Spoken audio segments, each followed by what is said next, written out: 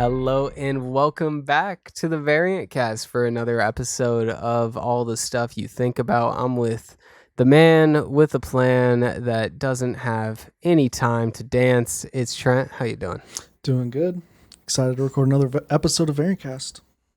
Yeah. We're just still finding our footing. Anybody that's been listening along the way, or even if you're going back and we're the super successful podcast 2 years from now, and you're going back to listen to the early episodes of the pod, what's up? We respect. We respect it. Thank you. And I hope it's better now. Hell yeah. But it's still great. What do we got today, Trent? So today we got, we're going to talk about some Gen V, because I finally watched the 4th episode, and talk about episodes 4 and 5 of that, right? Yeah. Yep. And then we're going to jump into some Loki, episode 3. And then we got a tier list of cinematic universes that we want to do. And then we're going to hop into some movie reviews. Yeah, Trent tasked me with watching Annihilation for the first time. So if you're a fan of that and want to hear some fresh thoughts for someone watching the movie for the first time in 2023, make sure to stick around for that. That'll be at the end of the pod. But without further ado, we got some Gen V. Hell yeah. Let's talk about it. Yeah, so Gen V, we're covering the last 2 episodes. It's tough. It is tough to kind of recap these things because the entire plot points right now is messing with memory. It's messing with the time things are happening in the grand timeline of the show. But there was some big twists, big turns. We'll get into spoilers in just a minute. But how you feeling about the show? We're about, I assume, at the halfway point or maybe a bit further. Yeah, I'm really liking it so far. I love just the whole vibe of the show. The visual effects are great in it. I love the storylines. The characters are super interesting, and like you said, the mind stuff. I thought that was super cool and refreshing. This latest episode kind of felt like an episode of Community in a weird way. Yeah. Just it's kind of a bottle episode, but not a bottle episode at the same time. It's cross genre mashup, and it's great. But before we kind of jump into that, I kind of wanted to go back a little bit to the puppets. So Golden Boy's brother, is just as strong as him, if not stronger, has been kind of messed with in the woods. They haven't really been too clear on whether he actually has a mental illness or not. Well, they're pretty clear he does have a mental illness now. Yeah. But in terms of if he had it before, I'm assuming he did have it before, because it kind of seems like this show is just different analogies for disorders, self-harm, stuff like that. It's kind of... Yeah. I think that's where The Boys has always been, is grounded in that. And it's oh, what if we pumped these children full of chemicals and they hit during the most vulnerable parts of their lives, with self-harm, with all of that goes on, mental illness, and those things being amplified by the Gen V. And they're kind of playing around with that. And one of the ways it takes form is also kind of the coolest set pieces that they do, and it's turning everyone into puppets for the gore scenes. Yeah. And seeing just how they use the different elements that would be used, blood was glitter, and just the way he was just absolutely tearing them apart. And it just you're just oh my god, this is so brutal. And then Yeah, and I'm blanking on his name right now, both the character's name and the name of the actor, but he's doing a really great job at portraying someone that's unhinged but means well. And there's really an internal struggle without him spelling out that he's having an internal struggle, which I think a lot of other shows would do. But yeah, I mean, the boys team, the boys writing staff continues to be some of the best writing there is. Yeah. No, seriously. And yeah, just want to spend more time with each of the characters, you know? And there's like some characters that show up from earlier in the season and just like the regular boys show, and like just can't get enough of that, you know? Yeah, I mean, let's get into a little bit of spoilers here, Mhm. because I mean, if you're listening to like a weekly show about it, you want to know about that, Yeah. or hear our takes on it. The person I'm guessing you're referring to showing up is Soldier Boy. We knew he was going to be in it, to some extent. Yeah. I think everybody thought it was going to be Far From Home style, like a educational video. He Yeah. was going to be teaching about like safe sex or something like that. Throw a curveball, not at all. He's actually in Kate's mind, Yeah. as an imaginary friend, or I think we're really seeing the extent of her powers. From what I took of it, every person that she sees, that she knows, she creates a version of them in her head. Yeah. So there is sentient versions of these people, everyone she knows, walking around, living their day-to-day life in her head, which I can only imagine bears a weight. Yeah. And like we saw how she can take people's memories, but also like give them the memories back, and saw them, saw how she could like use her powers like that. So I feel like, yeah. Yeah, I think this show has been two characters, and I think even more than that. Where actually most of them, because Little Cricket is also absurdly powerful. Most of them at the surface look like pretty mid powers. Obviously, she can control minds. We knew she was strong, but she's like strong, Yeah. able to like stop people. The whole setup for this latest episode was a bottle episode inside of her mind, and they weren't asleep near her, they were just near her, and she was able to pull everyone in, Yeah. and keep them there, keep them unconscious that whole time, and for what seemed like she could have done it forever if she really wanted to. Really powerful soup. Then you have obviously controlling blood, which we're seeing more and more of. What that can do. She slowed heart rates. She's able to Blow do guys dick so off. much. Yeah, blow a guy's dick off. That was crazy. Oh, Little Cricket, by the way, the dick that she's like holding on. That's practical. I assume that it was, because Yeah, you have to assume it was. It's just crazy. Someone sculpted a practical, Yeah. just massive dick like that. yeah, well, like in like the premiere of season 3 of The Boys, like the last season when they had that dude crawl into that one dude's penis, like that was also practical. Like they built like a 20-foot tall penis head. And that's for The Boys. That was the opening of The Boys. This is Yeah. like this is a spinoff show of The Boys, and they're like, that can't be cheap. No, definitely not. And Amazon's putting some money into this. I'd be interested to see if they do any movies with this universe. It feels like they really have something here, Mhm. and I feel like they could drop like a rated R, like anyone movie. Yeah. At this point, you could do a Homelander movie, you could do a Black Noir movie. Soldier Boy I think movie. Homelander story. Yeah, Homelander story's been told a little bit. You could do anything. Yeah. Starlight movie. You could do anything that you want. You can make a completely new character. People are gonna go, as long as it's like marketable. But I'm sure they're pretty good at that whole marketability thing. So I'm not too worried. Yeah. About that. And it just seems like they had a good story that they wanted to tell. And it's not like it doesn't feel like a cash grab, or it doesn't feel like there wasn't really any thought put into it and they're just trying to make more money. So yeah, I really love it. I think there's plenty of those as well, in terms of like I assume they're constantly writing stuff. Yeah. Constantly making pitches, because it does seem like this writing staff loves this franchise. Mhm. And that's really showing. And if you aren't watching Gen V, if you just watch other superhero things and you just think Gen V is like superheroes with gore, it's not.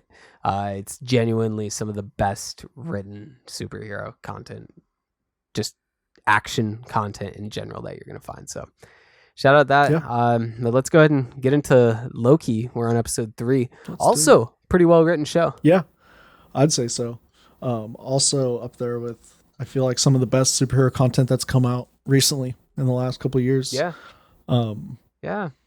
It's a great, like, episodic show, I feel like. And yeah, like just like Gen V, the characters like Owen Wilson, Tom Hiddleston, Ki Hoi Kwan, like you just just love spending time with them. And this last episode I thought was really great.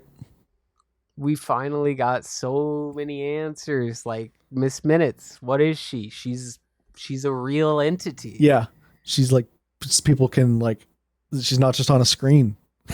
How does that work? This episode starts in the late 1800s where they find a Kang variant. Now, I wonder, is this the only universe out of the ones that branched that had a Kang variant? Because this seems like a suboptimal way to do this. I don't know. I feel like, and like this this was just always part of the plan. He said that this was part of the, I don't know. Look, they know, I guess. I think he probably could have hit up a different guy. Yeah. Maybe that knew what things were. But they dropped this TVA book off when the kid's like 7, which, could you fucking imagine? What do you even do with that? It's the 1800s. There's words in there that just make no sense. Yeah. But he knew he could do it. He knew, if anybody can, it's me. And he's kind of this kind of fake, like, scientist, wonders. He's like a guy you'd run into in one of those like sideshow things in Red Dead Redemption where he has this fancy technology and then he sells it for $1,000, which is a lot of money in the 1800s. And then he's like getting chased. It's kind of an old Western. They did some old Western stuff with like the circle zoom ins. I forget. Oh yeah. The transitions, the wipes, circle, radial wipes. Exactly. But then they kind of go through. We get more of Renslayer, who we haven't seen at all this season, and she was really just kind of an authority figure in season 1. She really gets to shine in this episode, as well as Miss Minutes. Yeah. And you get to see that Miss Minutes is not only alive, but she has needs and wants a body. Yeah, which is kind of scary. Yeah.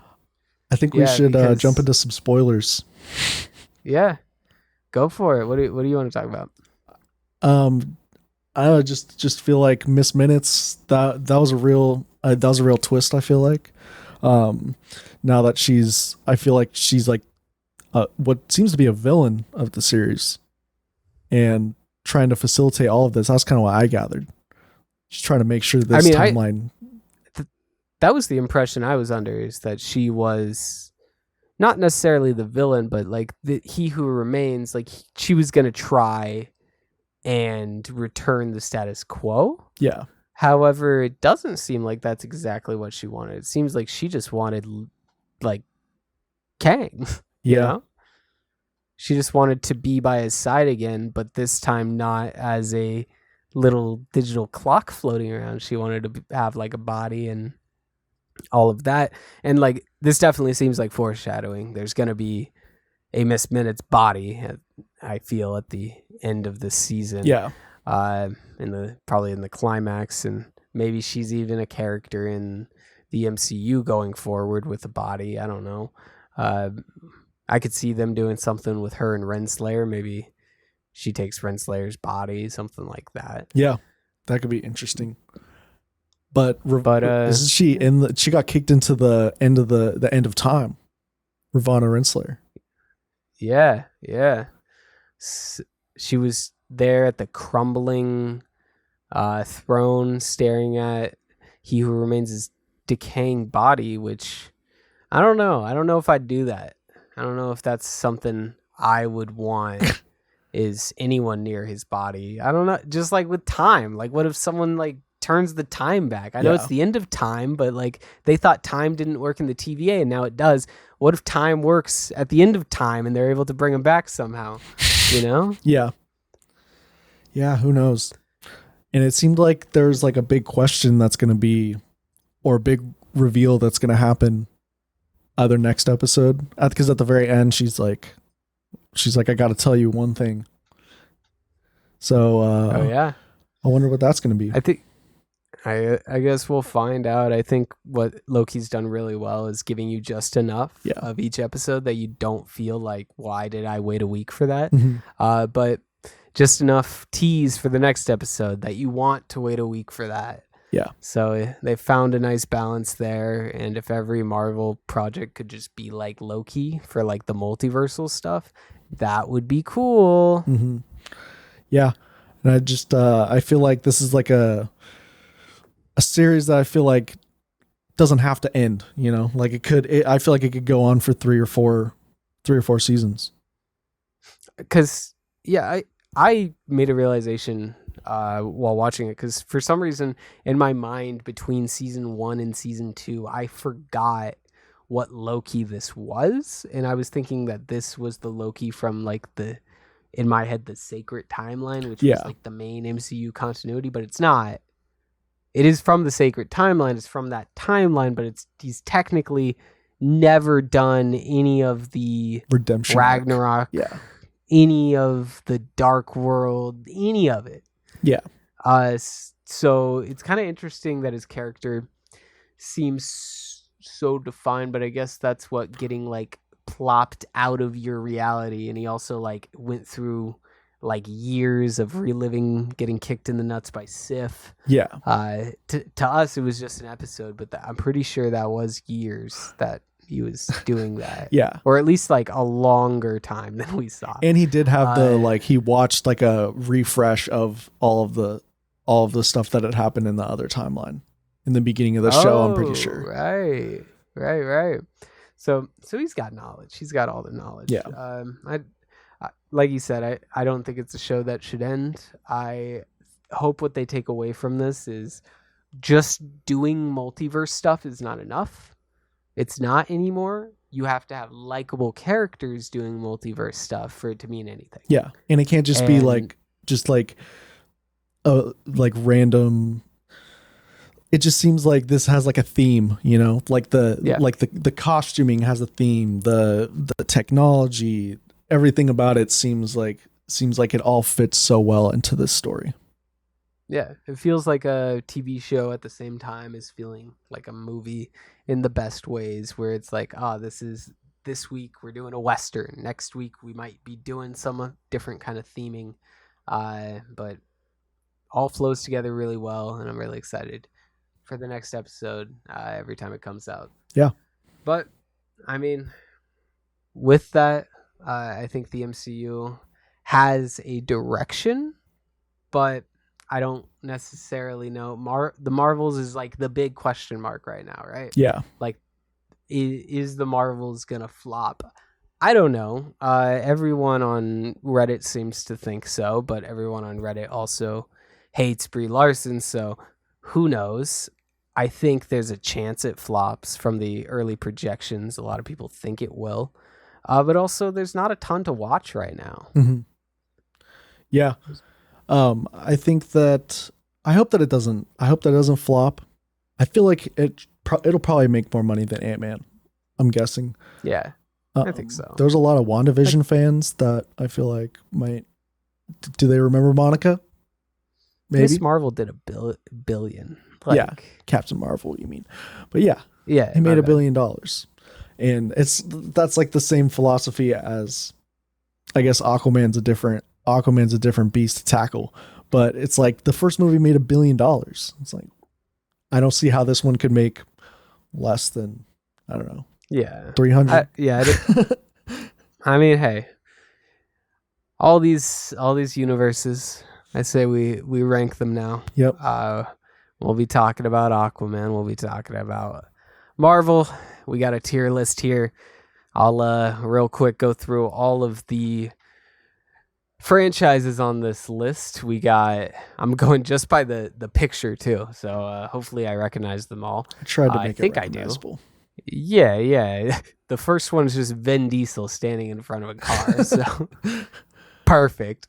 We got Fast and Furious. We got the Rocky/Creed franchise. We got the Venom Sonyverse Morbius franchise. The MCU. The Monsterverse, which is King Kong, Mothra, Godzilla, all of those. The Star Trek universe, which I'm unsure about the continuity on, but I have opinions about Star Trek. We got the Lord of the Rings franchise, Star Wars, Back to the Future, Transformers, Shrek, Harry Potter, the Lego movie, DCU, and the X-Men. Something we didn't discuss, the Fox X-Men franchise, that is. Something we didn't discuss going into this is how we were going to rank these. By success, by overall movie quality, by all of that. What do you think, Trent? What should be the benchmark of putting these through D through S tier? So I'll go through my thinking of what cinematic universe means to me, right? Means like a main storyline, a main through line of movies that contains more movies than just like the main title, you know? Mm-hmm. Mm-hmm. I feel like we should just rank it on, guess, just how much we enjoy it / how successful it is.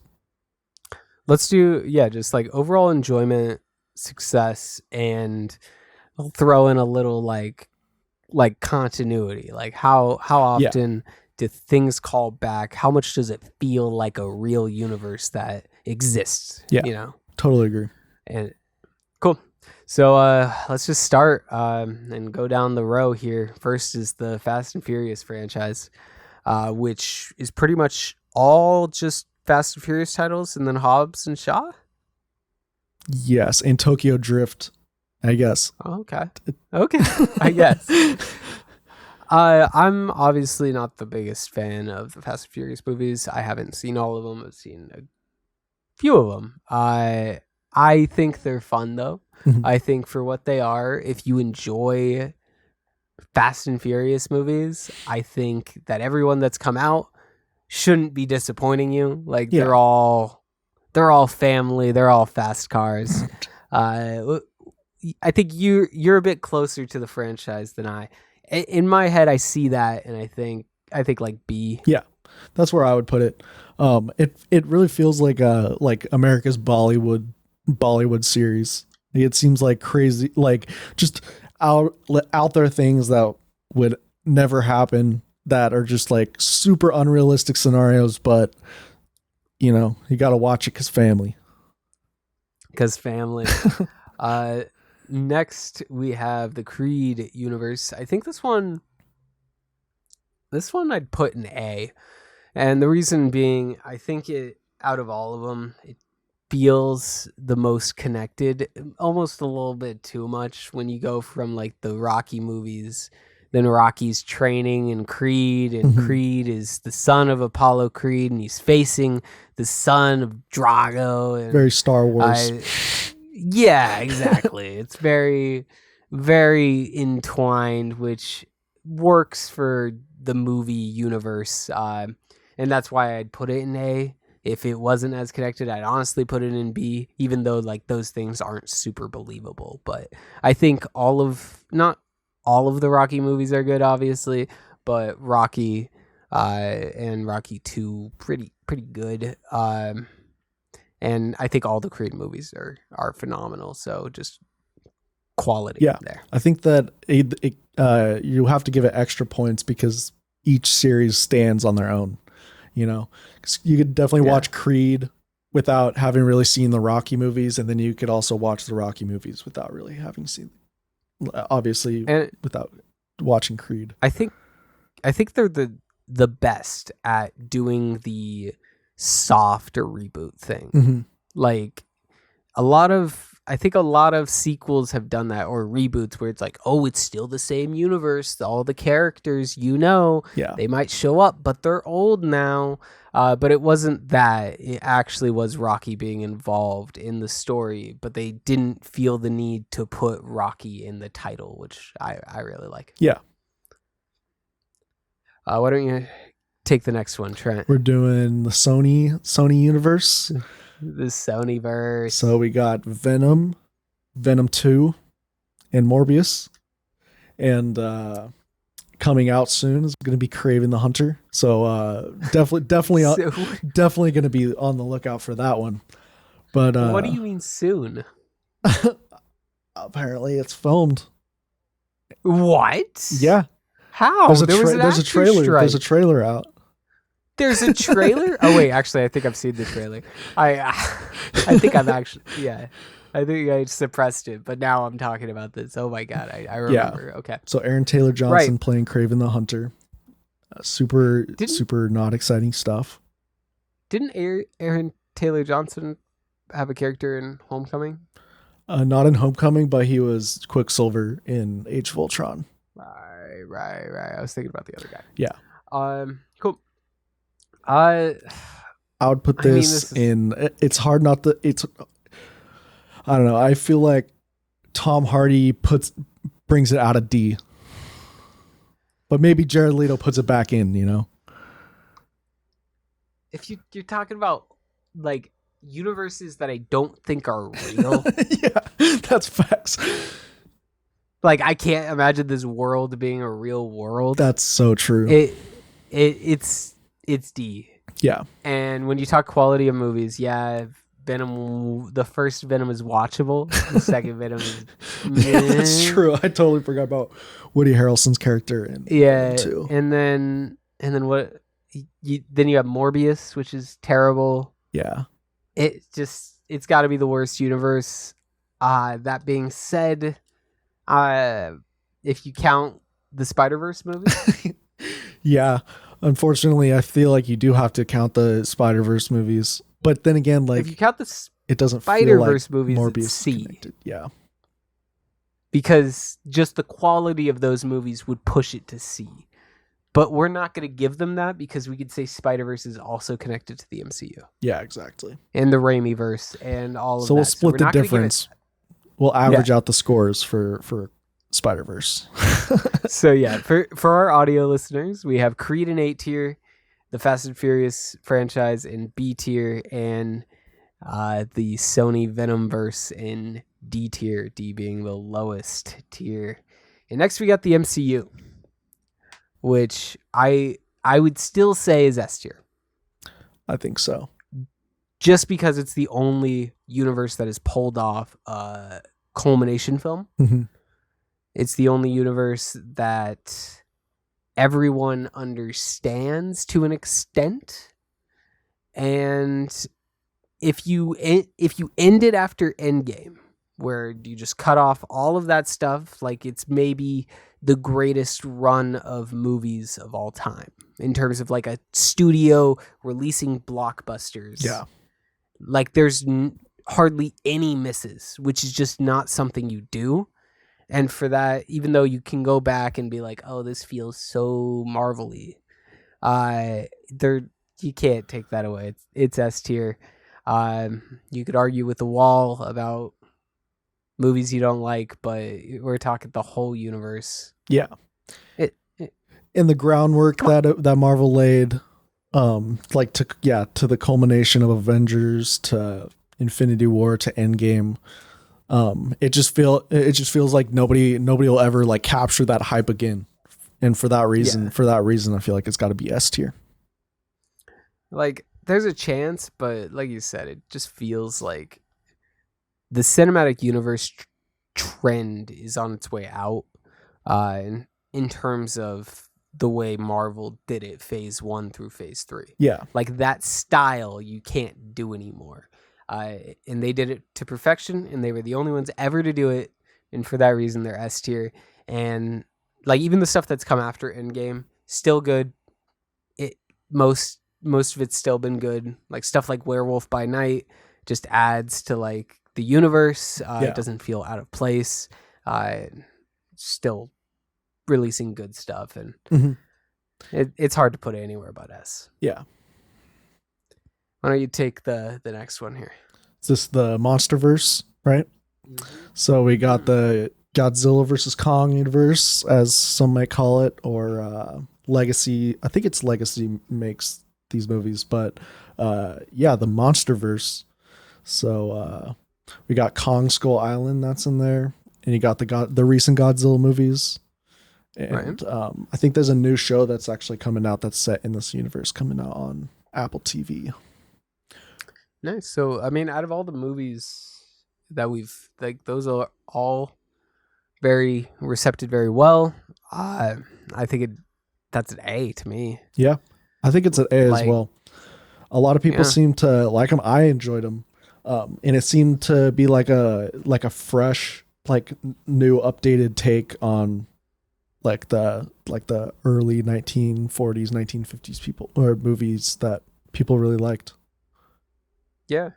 Yeah, I mean, it's something that's going to be around for what feels like forever. Like, you're just going to do an updated Godzilla or whatnot. Yeah. But the cool thing is if they get on the cinematic universe thing, you could say this is the same Godzilla in like 60 years. You could keep this universe going forever. Yeah, exactly. It could be the same universe progressing at the same speed as our timeline, but these are the same monsters, and they could do little callbacks to things and just keep that same universal continuity going. Mm-hmm. So yeah, I like it. Next we got Star Trek, which is more of a franchise. Not every Star Trek is the same universe, right? Yeah, I think that's where it gets a little spotty because it's like there's branching timelines and stuff. So it's like this cast was in this timeline and have actually met the other cast of this timeline. So I don't want to put it with Venom because that feels mean. So I feel like let's put it in C because it's confusing to us, and I'll make the Trekkies a deal. Yeah, sound off in the comments. Watching this, if you have any recommendations on what Star Trek media needs to be watched in order to get a full grasp of what a Star Trek universe is, let me know, and I will watch it. I think the Chris Pine movie is pretty good. It is. Have you seen those ones? I've seen one of those. Okay. Couldn't tell you whatever one they scream Khan in. That one. Yeah. But I am very confused by all the different like generations that they do. That it makes it almost like anime level confusing to hop into to me. Yeah. So for that reason, it's going in C, but I don't want to be disrespectful and put it with Venom. But next we have the Lord of the Rings Hobbit universe. This one is probably going to be near the top in terms of like world building. Mm-hmm. It's not set in the real world like most of these are. It is a fantasy experience, and it was books first, obviously, so it was very well written and planned out. I'd probably put it in B though, just in terms of cinematic universe. However, I am not a fan of the Lord of the Rings movies, so I could be talked up to A. That is wild. Lord of the Rings has like the best world building. Okay. Mm-hmm. The backstories of each house and each location, so well thought out, so groundbreaking at the time. It just it deserves to be an S tier, but I mean, if you're against it, I'll allow it to be an A tier. I just don't love the movies. The Hobbit movies may drag it down a little bit. Yeah, I'm like okay with it in S though. Yeah, I think I'm okay with it in S. Just because, like, I'm looking at these other ones, and you have a good point, just world building wise. Like, who has better world building? The Harry Potter universe or the Lord of the Rings universe? I'd say Lord of the Rings, because exactly. Yeah. Still put it up there just because I know there's a lot more that goes into that stuff, and the Harry Potter universe could be kind of confusing where the lines are drawn of the real world and not. So. Yeah, and it's like Lord of the Rings, you got all these different locations with all these different costumes in all these different houses that all have this distinct look. When Harry Potter, it's like, oh, let's just grab a bunch of kids and throw them into a hall and put cloaks on them. Scarves. Yeah. So okay, you convinced me. We got Lord of the Rings in S tier. We put Star Trek in C tier. And we have the Venomverse, Still Lonely, in D tier. Mm-hmm. Next, we have the Star Wars universe, which is the second biggest universe at this point in terms of film, TV, just media in general. Are we still S with it? I think we are. It's a cool fucking world. Yeah, it's got to be S.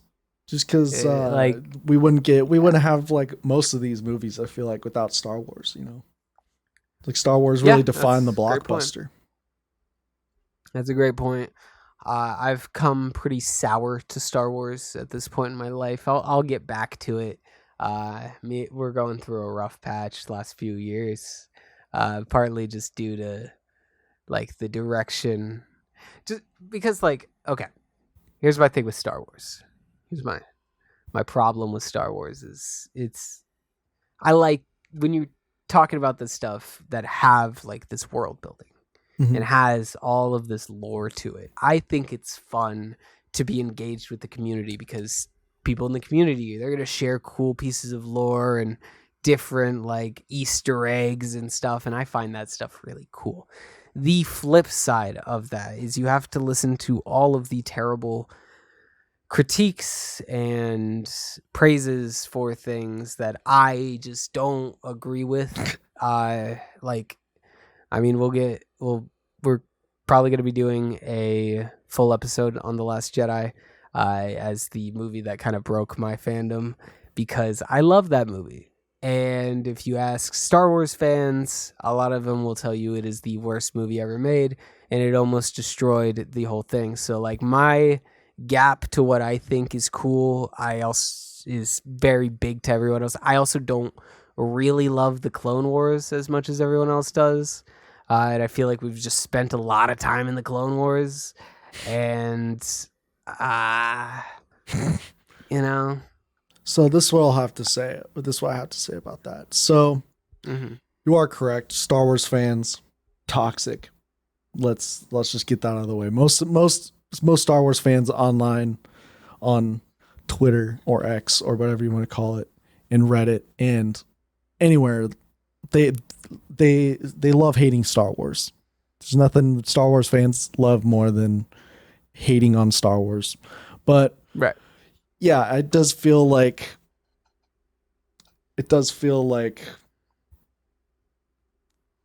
there needs to be like more direction in Star Wars. Yeah, I'll stop being nice with it. They need to make movies. They need to make actual movies.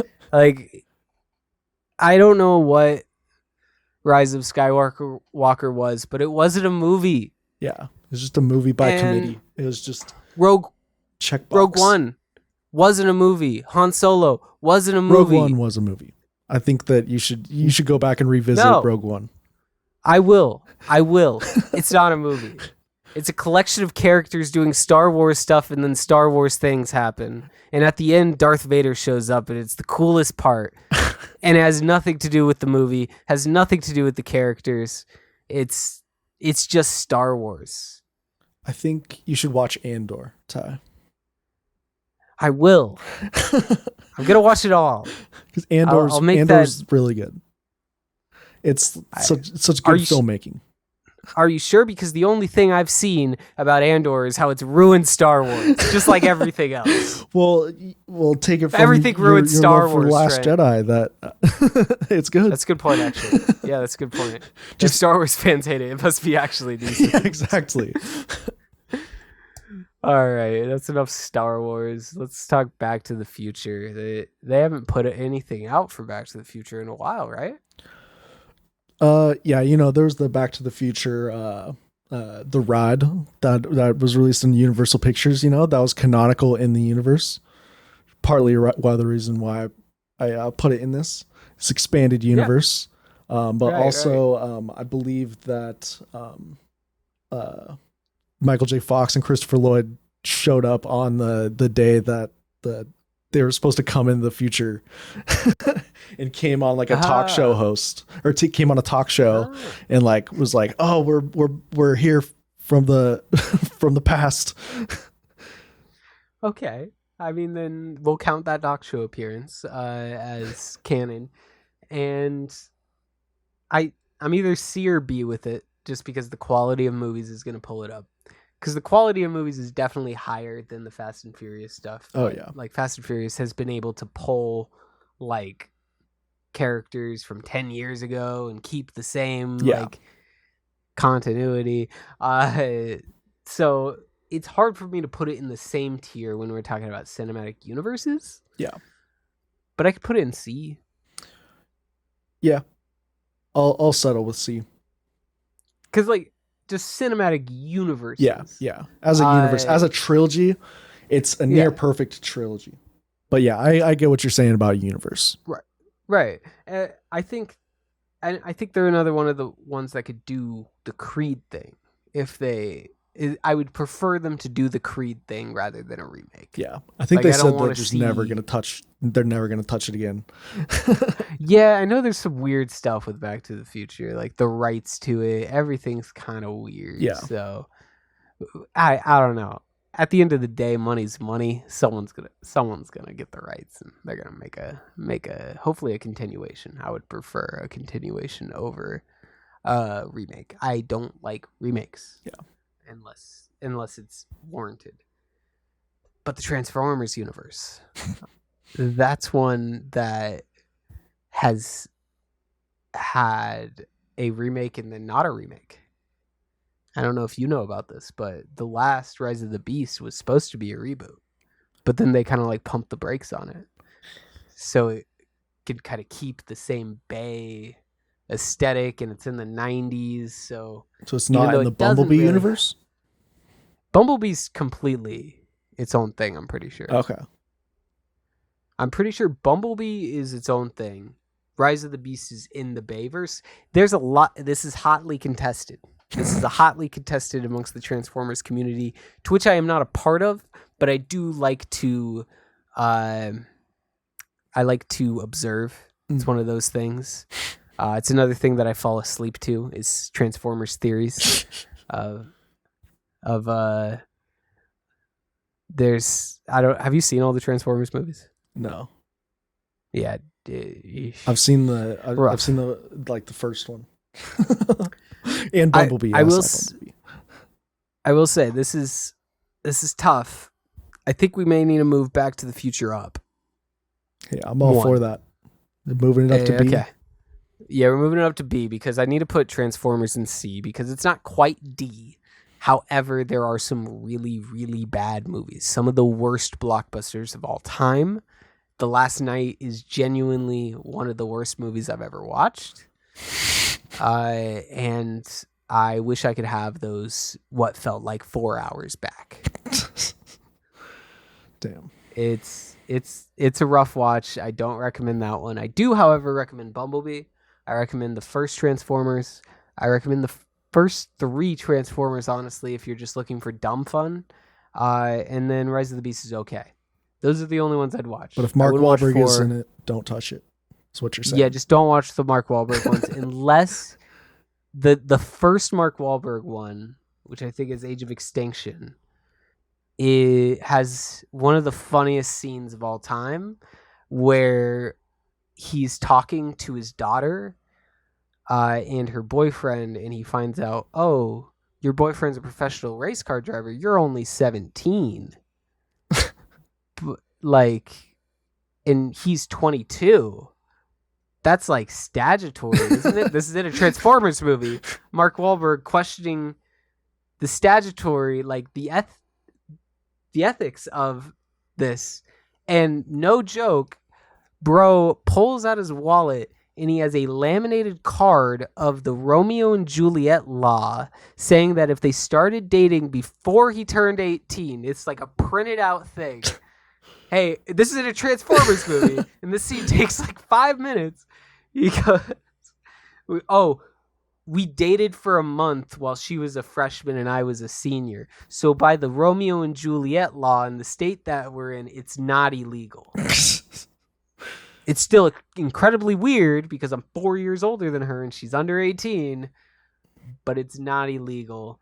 And it's one of the strangest scenes I have ever seen in any big budget movie because it feels so out of place with the rest of the movie. They didn't have to make that detail. You could have just wrote her to be 18. Yeah. They decided they wanted this relationship to be like slightly predatory. Yeah. For some reason. And that's the most Michael Bay thing I could possibly imagine. So Transformers movies, they are a good laugh. Not good movies, especially when you get deep into them. They become a chore if you're doing a rewatch. The Shrek universe, though, is banging. Fire. I'd say A tier. It's A or S. Yeah, I'm considering S tier. I think it's S tier actually. Yeah, just the cast of characters that it has, the movies, the continuity, like it's still going today, and it doesn't feel at all like a different universe than it did back in 2002 or whenever Shrek came out. You know, it also has the advantage of being a universe we already know. It's nursery rhymes, it's stories, it's public domain stuff, but it's all cool and works in a universe really well. And I think the Puss in Boots movie, which I can't, what was the Puss in Boots movie actually called? The Last Wish. Oh yeah, right. That's a great movie. Yeah. I think I liked it more than I've liked any Shrek movie. Mm-hmm. Maybe that's a hot take, but I really liked the storyline and pretty mature themes for a older or for a kids movie. But it really, if you are an older demographic, you could enjoy it, and like it deals with themes of acceptance and death, which is just like wild for a kids movie, but it's in a really smart way that's not like aggressive in any way. So yeah, big fan of the Shrek franchise. Where we got Harry Potter, are we A? Yeah, I put it in A tier. Yeah, just because like I think that it's very interconnected. There's characters in the last movie, I think that like culminate into a big giant scene. Have you seen all the Harry Potter movies? I haven't. I will. That'll definitely be a part. I've seen the first 3. I watched the last 3 for the first time, like last year, the year before, and they're pretty good. Okay. I'll get around to that. We're in an interesting spot. I got a lot of stuff to watch, but like I feel like kind of pairing that with different podcast episodes. If you guys have any series that you would like us to cover, there's a good chance I haven't seen all of it. So you can get some first time thoughts and all that great stuff. So be sure to leave those down below if you got them. The Lego movie, I'm going to be hard on the Lego movies, not because they're bad, but because it's kind of just Lego, you know? Yeah. But at the same time, like, they're good movies. They are good movies. And like I said, the cast, same thing as Shrek. It's just the cast of characters, like you bring in like the DC characters and they don't really feel out of place. It really, I don't know, it feels like It's a fun universe, but yeah, I don't think it's not, Star Wars or Marvel level. Yeah. Let's go B with it. Yeah, I'll go B. Yeah, I think it kind of fits with those, albeit I think it's the strongest out of those three. Just to recap, we got two left, and that's the DCU and the X-Men Fox franchise. Going through what we have in S tier, we got the Endgame, the Lord of the Rings, Star Wars, and Shreks of them all. How does the DCU stack up against those for you? Not at all. I think that those movies are taking down the DCU.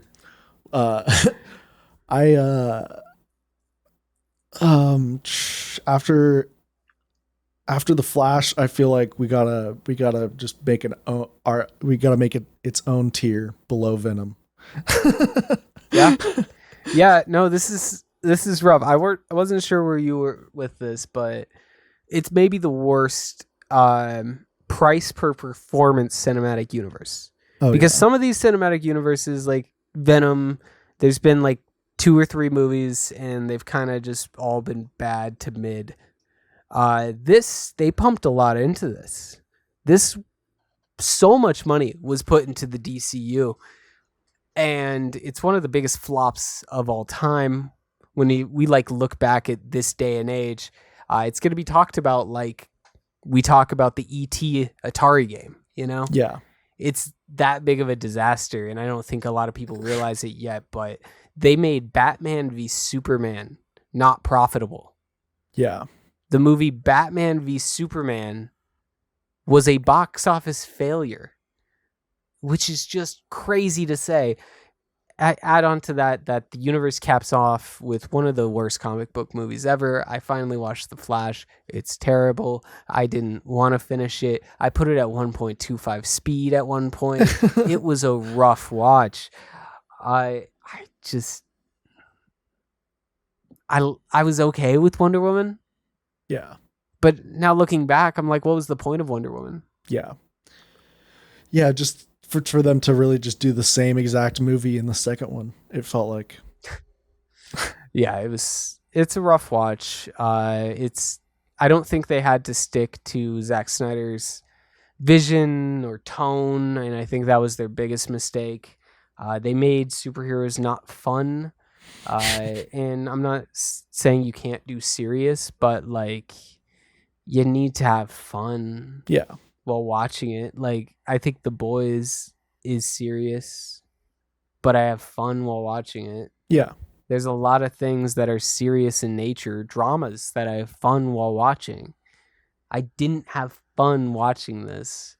I don't care what anyone says. And another hot take. Don't even get me started on the Snyder cut, and then Trent, and then all the movies after that having to decide whether or not they're going to use Zack Snyder's canon or they're going to use Joss Whedon's canon. And apparently the Flash has references to both the Zack Snyder Justice League and things that happened in the Joss Whedon Justice League. So what bugs me about the Zack Snyder or the Snyder cut like discourse is that the perception that it's better in any way. Yeah. Why is it better? Because that's taller no frame. No one has ever told me why. I don't. Yeah, it's longer, I guess. It's 4 hours. There's a bit more context. Yeah. A little bit more context, but it's a 4-hour movie. There should be a lot more context. No Superman CGI mustache, but doesn't redeem it. Like I'm thinking back to the CGI mustache, and it feels like such simpler times when that's all we were complaining about. Yeah, seriously. Like we're all so worried about the CGI mustache. We didn't think that the movie was going to be a massive pile of garbage, and then they were going to release a 4-hour massive pile of garbage because the fans really wanted it, which they did, but it was really just like a select group of like 50,000 fans being extremely loud. Yeah. There's probably really like 10,000 fans with each 5,000 bots. Yeah. Yeah. It's rough, but I'm Yeah, I'm down to put that in F or D, whatever we want to do. The Fox universe, I think it's one that has some misses in it, has some hits, but it's also kind of confusing continuity. Yeah. Like if you had to explain the continuity of the Fox universe, it's going to take a minute. So for that reason, I would put it at the top of C looking at this. Yeah. I agree. Yeah. I like a lot of the Fox stuff. Deadpool's really good. I watched Logan for the first time a few months ago, and it was great. I really just there's just a lot of mid in there. I remember watching the X-Men movies growing up. Yeah, and they couldn't grip me then. They're okay though.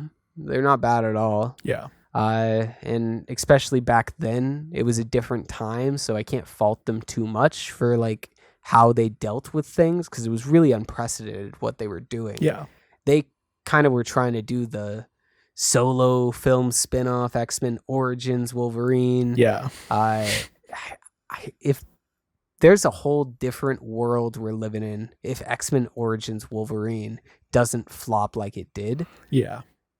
We're living in a completely so different many world. spin-offs. We got an X-Men Origins Mystique, X-Men Origins Cyclops. It's going crazy. And I don't think Marvel ever gets those rights back, because I'm going to say that would have been pretty profitable. But we don't live in that world. Yeah. We live in the world where X-Men Origins Wolverine includes a sewn-up mouth Deadpool for some reason. Yep. That will go down in infamy as, I feel like, one of the biggest like comic book movie like misses. Yeah, we talk a lot about adaptations, and probably the worst adaptation of a singular hero you could possibly have, and they knew it. Yeah. They just were ignorant about it and how people were going to react to it, I guess. I don't know. But that's our tier list. To go over it one more time, we got in the S tier, we got Marvel, the MCU, Lord of the Rings, Star Wars, and Shrek. Right below them in A tier, you have the Creed Rocky, Monsterverse, and Harry Potter. In B, we have Fast and Furious, Back to the Future, and the Lego franchise. In C tier, we have the Fox universe, Star Trek, and Transformers. And then all the way down in D tier, you got the Sonyverse and the DCEU. I feel good with this list. Yeah, I do too. Yeah. Feels like a solid list. I feel good putting the variant cast stamp on this. Let us know in the comments what you would have put higher or lower, and what you think I'm wrong about, because I will happily talk about it on next week's show. Just like I will happily be talking about my review of Annihilation, which Trent tasked me to watch going in. Is it your all-time favorite movie, or? I think it's my all-time favorite movie, but one of them. Yeah, definitely top 5, I'd say. It just I felt like after watching that movie was like just like something that I hadn't really felt like watching a movie in a while. Yeah, it's interesting. It was, so these are my first thoughts with it. I had zero clue going in. I knew it was Natalie Portman, weird alien stuff, but I didn't quite understand the world from like the few clips that I saw. I now know it's spoilers in case you haven't seen Annihilation yet. Watch it. Asteroid hits, it's reflecting stuff, and it's growing, and it's doing all this wild stuff. It's really cool the way the science works in it. You have literally humans being grown because all this thing does is reflect, and it's portrayed as like an evil thing all the way down till the very end, where it ends on a bit of a cliffhanger, but it's not. It's just kind of working to survive and grow. It doesn't really know what it's doing per se. So it's an interesting thing where there's not necessarily a villain, just happened to crash at the wrong spot. And it's also I don't know, other people have probably made this made this like Connection. what's the word? What's the word? Not connection. Shimmer. The anomaly. No, it's a. We're moving on. Someone has made this connection of like it's two movies kind of in one. Of a guy being cuckolded while he is on a military mission. Well, not actually while he's on a military mission, he finds out somehow, and then he's like, I'm gonna go on this suicide mission. And that's going into the blip or whatever it's called, the shimmer. And then people generally go crazy because their whole body is being like duplicated or just like weirdly messed with. And yeah, it's a very strange experience, it seems. You could be in there for like a day, you just fall asleep. It's been 4 days. That's how they kind of start out with it. One of her team members just like grows and then becomes one of the tree people, and she's like completely cool with it, and that's understandable. It's really, really well made. It's like there's a lot of stuff. It keeps you guessing the entire time, and it ends on a little bit of a cliffhanger that you can kind of predict, but they give you enough to predict it so you feel good. Yeah. Where it's like, oh, she is taking over, and they're kind of living happily ever after in a way, but not really. They're actually just both a weird alien thing, but also themselves because they were perfectly duplicated. They're still them. Yeah. It's strange, but I really enjoyed it. It's a great movie if you haven't seen it, and I'd highly recommend you do, because I think it's definitely one of those like Hallmark movies that kind of defines this era of cinema. And I just want to take a quick sidebar for all the people that say that big budget movies, Marvel Cinematic Universe stuff ruined cinema. Just watch some other fucking movies. Yeah. Like, there's other movies out there. One of my favorite subreddits right now is r/fuck Marvel. It's one of the best things in the world. Just hilarious post after hilarious post every single day. And they talk about how it's ruined cinema, and it's just like, dude, there's so many good movies out right now that come out every single day, and you just got to go watch them. Yeah. Don't watch what's coming out in theaters. Go watch something else. Trust me, a movie that came out 3 years ago. Like, yeah. Jeez. Tired of these people. What have you been watching this week, Trent? Any movies? So I caught the Disney's new Haunted Mansion movie on Disney Plus, which is actually a lot better than I expected it to be. I watched there was an old one that came out back in the early 2000s, like Eddie Murphy, and I watched that one a lot. Yeah. But I think that this one was better made. Lakeith Stanfield from Get Out and Atlanta, he's really good in it, and Owen Wilson's really good in it. Yeah, it was just like a fun ensemble cast with it's like a lot of good actors. It seemed like every actor in it was like somebody who I recognized. So yeah, it was a good time.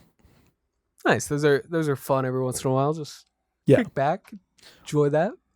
So I guess I watched Gran Turismo, which I do recommend. I was kind of curious because it's one of those movies with a really high audience score, which I don't really buy into. If it's like a mid, like critic score but high audience score, it's like, okay, it's probably fine. Yeah. But it was one of those, and it actually was one of the. I think there is a bit of a disconnect because it's a very gamer movie, in the sense of like, if you don't like video games, it would probably piss you off, even though it's a true story. It's like it's a biopic about how this gamer, but like, I could see like how a critic that is like 70 years old is like, this is just stupid. Yeah. But it's really good. The driving scenes are top tier, And if you're into just like racing and stuff, it's definitely worth a watch. As you get some of the, Formula One stuff that we don't really get here in the States in terms of like big budget things. So yeah, definitely recommend it. It's a fun watch. The racing scenes in that are really well done. Yeah. I'm curious of the behind the scenes that went into that, because some never before done stuff. I guarantee it, just at the speeds they go and all that great stuff. I didn't like a bit of a spoiler. Good, skip like to the 30 seconds. I didn't like how every race he just beat by the nose of his car. Yeah, I know. Like every Lightning single McQueen one finish every time. Yeah. And I'm sure that happens a lot in Formula One, but it got a little bit much. I was like, okay, can he just beat someone by a good chunk next time or something? He never lost by an inch. He always won by an inch. Yeah. But to finish this off, we're going to do our past the movie thing we end off on. And you gave me Annihilation. I'm going to give you one of my favorite movies, and we're in the spooky time, and this is one I've been trying to get you to watch for a long time. And it's one you might struggle to get through, because I know you could be a bit of a queasy boy every once in a while, but it's Spontaneous. Spontaneous, if you haven't seen it, if you want to watch along with us, go and watch Spontaneous. It's a really fun thriller that is like kind of also a teen high school kind of jokey thing. So Nice. I think you'll have fun with it in the end. You will be on the edge of your seat, I think, for the majority of it, as it's spontaneous. All right, I look forward to it. I'll report back next week. Well, we will talk to you all next week for another episode of the Variant Cast. This one's been fun. I look forward to this every week, talking to you, Trent. And we'll be right back here next week for the same thing. Thank you all for watching, and we'll see you then. Thank you all. See you next week. See you.